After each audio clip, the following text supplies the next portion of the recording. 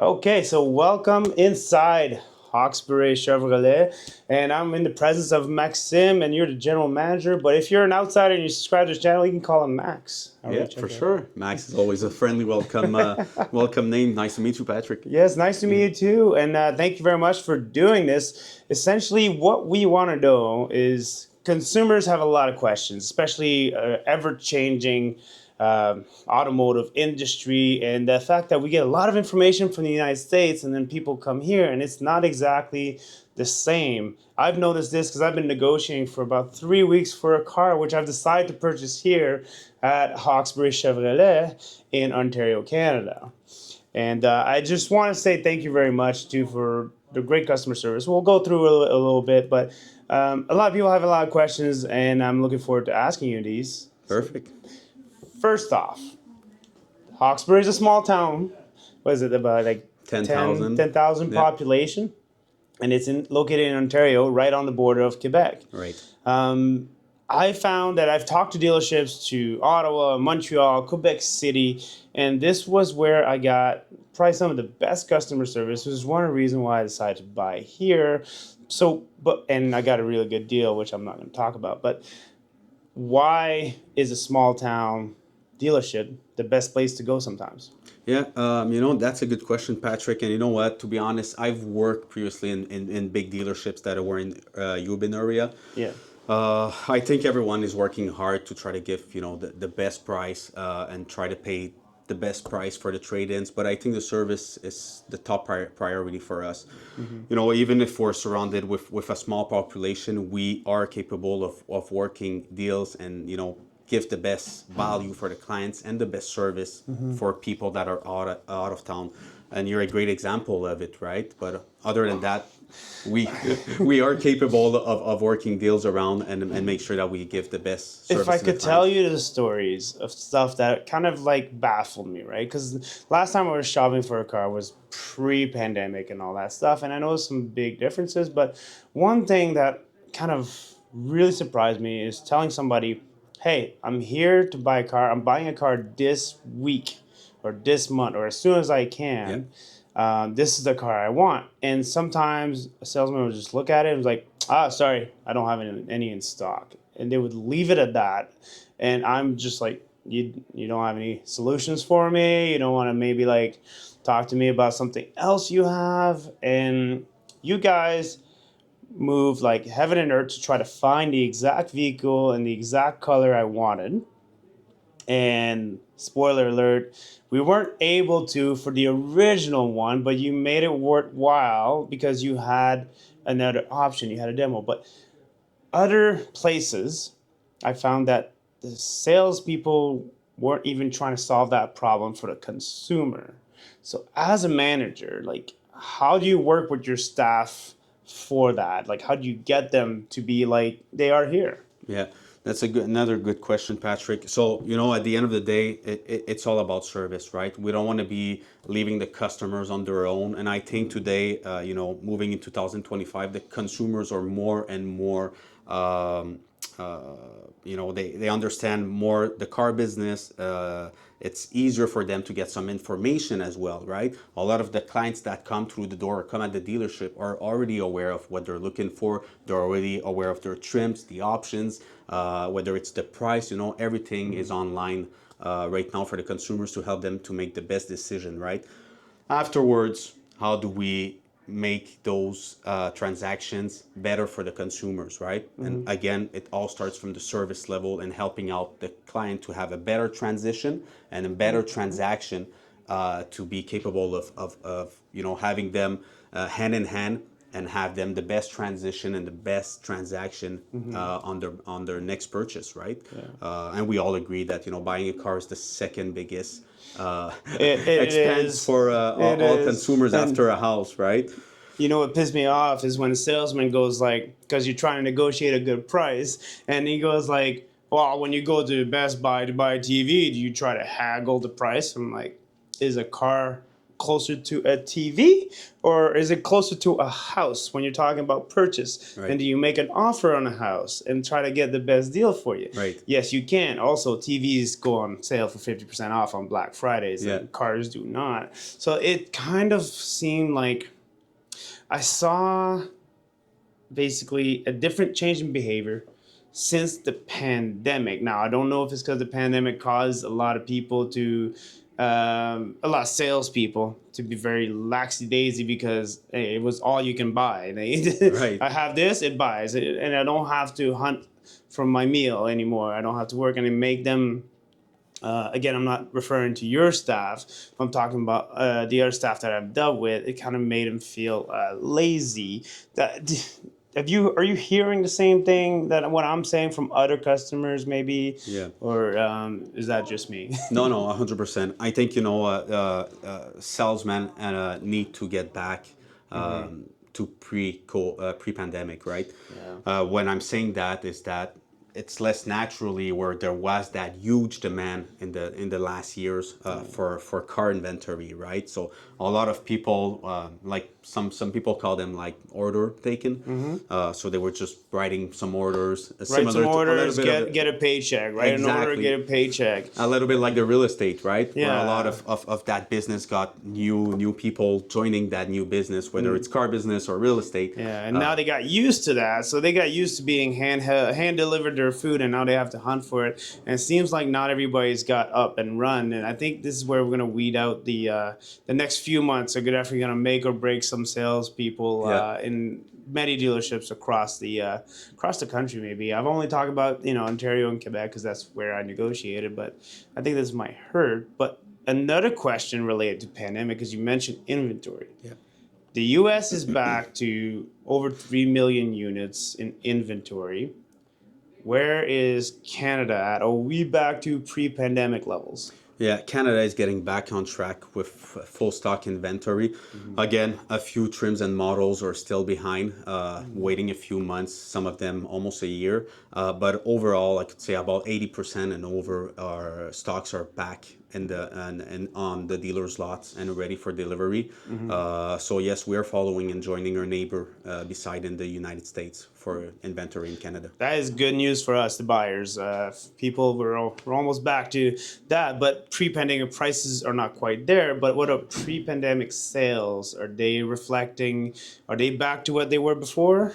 For the MSRP? I mean, for people buying, are people buying as much as they were pre-pandemic, or so are the sales going on as fast as rate as the inventory? Yeah. Some manufacturers have gone up in the number of cars sold in the last year, Yeah. even higher than 2023.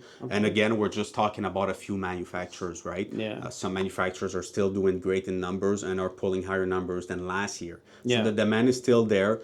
Of course, MSRPs went up, so manufacturers are working a lot with the dealers to offer the best deals, the best interest rates, the best incentives for the clients to still be capable of purchasing those cars, even if the rates went higher and the MSRPs went higher. Yeah. But yes, overall, there's a lot of manufacturers are still selling more cars this year in 2024 compared to 2023. Because I tell my viewers, I tell you guys that there's such a thing as there's manufacturer rebate and then there's dealer rebates. And for the longest time, we weren't seeing manufacturer rebate until this summer. Right. Those started kicking in.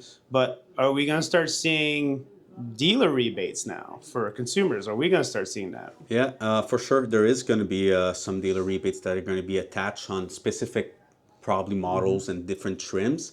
Not all of the manufacturers or dealers are going to be following that trend, but as we're moving, Well, that's a dealer specific thing. I think that Exactly. has to be done with the owner of the dealership or the manager of the dealership. Have you guys started incentivize dealer rebates on top of manufacturer rebates Yes. here at Hawkesbury? Yes, 100%. We started doing that to give best options for the consumers and have more for their money. So yes, we got to step in and get creative and then bring some more stuff on the table for the clients.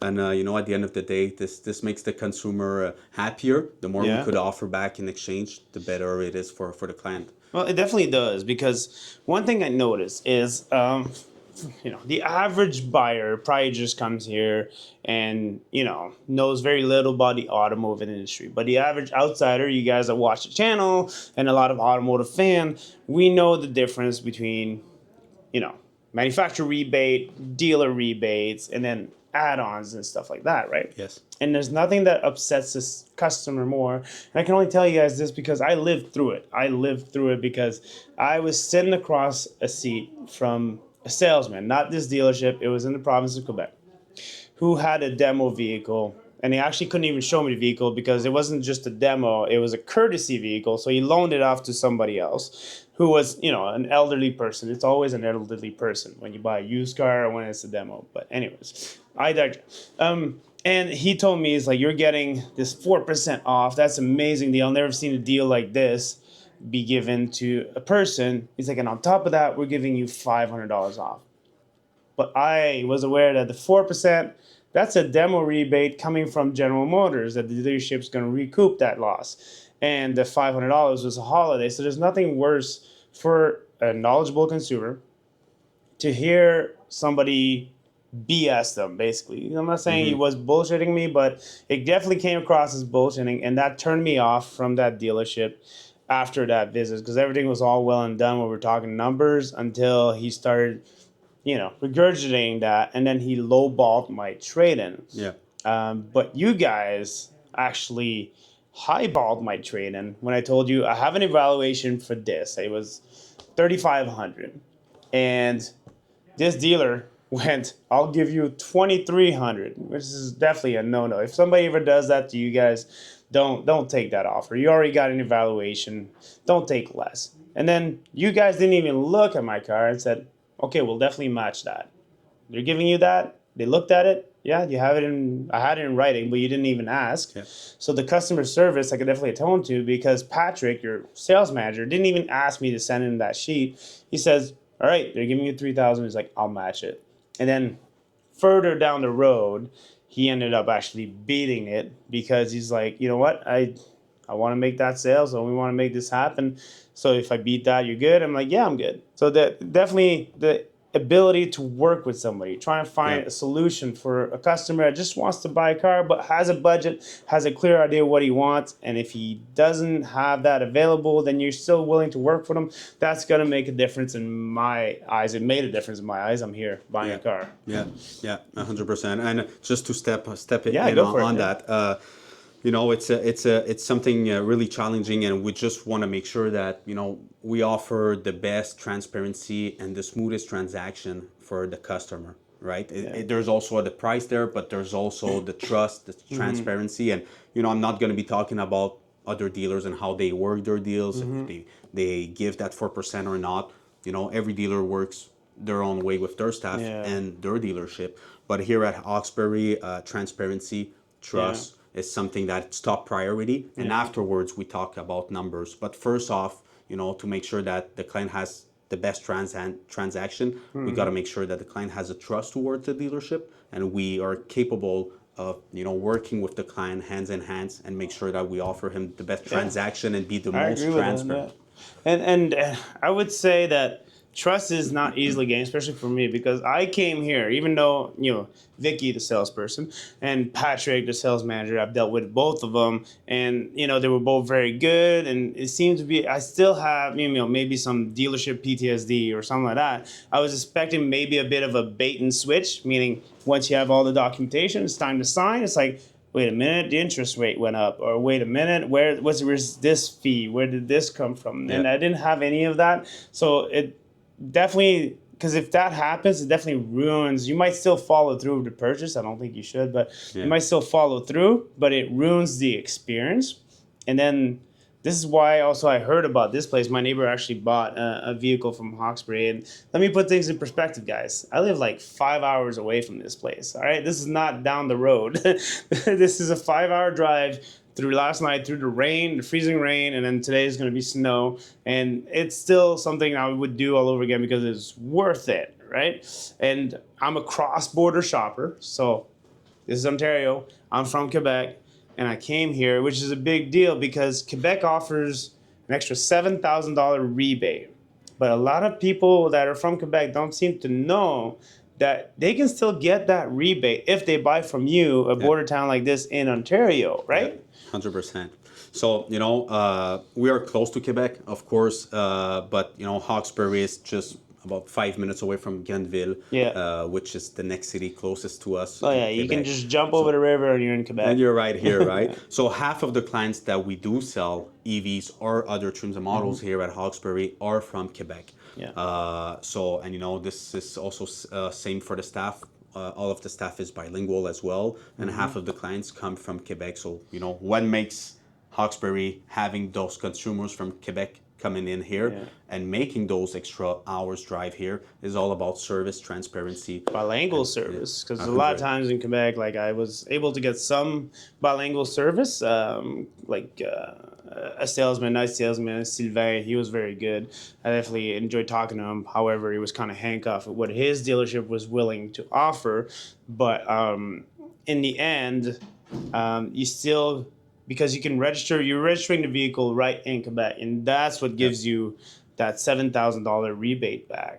Right. And you guys were flexible in massaging like how I'm gonna pay for that 7,000 up front and everything. We had these discussions. And I just like the fact that you guys flexible about it. Something that I had a hard time seeing in other dealerships that I dealt with. And I think this trend might continue even if the rebates are going down, or especially as the rebates are Yeah. going down in Quebec. I think you guys might be getting more customers. Yeah, 100%. And we'll keep on being creative and working towards the months coming up. We know this rebate is going to be ending the 31st of December. Yeah. A portion of it, not all of it, and afterwards, we'll keep on giving the best consumer experience and the best deal for our clients. And even if those incentives are going down, we'll work on having the best options and the best prices for the clients as well. Yeah. And next, I kind of want a little peek in Max's life as a general manager of a Hawkesbury Chevrolet, but a small town dealership. What are the challenges you face doing so and managing this compared to what you used to experience in the big city? Yeah. So what would you say those are that's more challenging here for you? I think probably, and this is a challenge that probably isn't just even for Hawkesbury Chevrolet, but I think the staff, hiring the staff and having those good staff members joining. We know that in the pandemic, a lot of people were capable of having that, working from home and having that availability Yeah. to have those work at home with the family time, etc. That they're capable of having more than being. I'll give an example, which is the best example, being in a dealership from 9 to 5 example. Yeah. Previously, a lot of the dealers were open until 9 p.m. at night. Today, we see the trend of the dealers that are capable of closing at 5, 6, 7 o'clock, 8 o'clock at night and giving back those hours to the staff, because the consumers today are more capable of coming in the morning, the afternoon, because they have that flexibility to come in a dealership and shop, compared previously before pre-pandemic, where the dealers needed to be open until 9 because people were working, finishing around 4 or 5 o'clock, having dinner, coming to the dealer to test drive a unit and buy a car. But again, I think this is something challenging for not just us, but for a lot of part of the industry, is having those new hires and new staff members joining the business, right? So this is something that's challenging for us. We're still looking for great opportunities and people to hire and join our vision and working with us, giving that best consumer experience. Well, here's one thing that I found quite surprising, because I watch another YouTube show that's called Delivered, and Tommy Makula, he negotiates deals. That's his company. That's what they do for a living across the United States. Okay. And it's amazing to see how many dealer or salespeople or dealerships refuse to give him a price over the phone. So yeah, the hours might not be that easy in the staffs, but you guys had no issues. And a lot of Canadian dealers that I talked to had no issues in just providing me a quote. Yeah, you want me to text you that? I'll text you that. And like, so I don't have to, I live 5 hours away, and you're not like, well, we'll talk numbers once you get here. There was none of that. And that's something that I definitely found that's definitely different between Canadian dealerships and what I'm seeing in the States through Tommy's Delivered YouTube channel. It's a great channel. But a lot of that stuff doesn't apply to here, how he negotiates and stuff like that. But I definitely liked how that was a pleasant surprise, how I was able to get information via phone, and they're not like, your presence is power bullshit, in all intents and purposes, was not used in any of these situations. So Yeah. definitely did a good job coaching your staff to, defeat that. Right. His presence is not the power. It's the fact that he's interested in buying the car is what's the power. Right. And he's on the phone with you. So you have the customer on the line and you have the time for it. Definitely appreciate that. And I think that's the future of automotive. Yeah. That our folks in the States really need to stop doing that as a practice, and those dealers. But speaking of the future of automotive, where do you see the Canadian automotive industry going?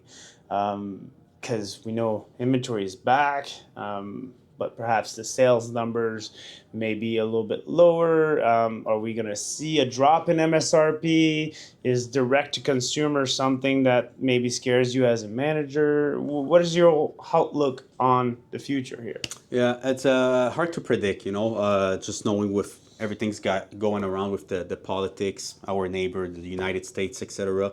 I think the next decade is going to be pretty exciting and really interesting to see how the automotive industry is going to be moving, whether it's for the online friendly use, EV units, etc.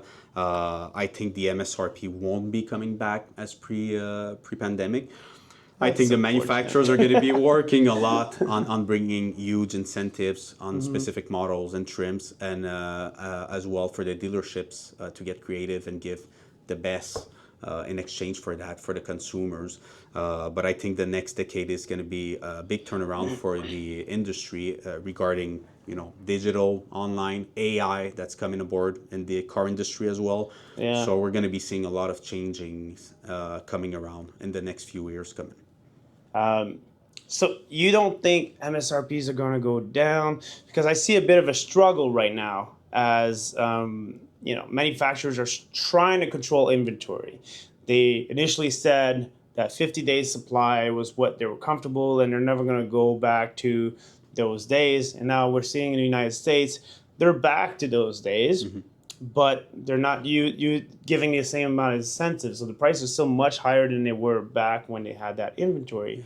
So part of the consumer side here, you're looking at this and you're like, well, something's got to give. At one point, it went up. It's got to come back down. Or are they just going to be happy with selling less, but with higher profit margins? Yeah. I think, again, manufacturers are going to be hopping in there and working to give the best to the consumer in exchange. Again, big rebates, big incentives could be attached to those cars.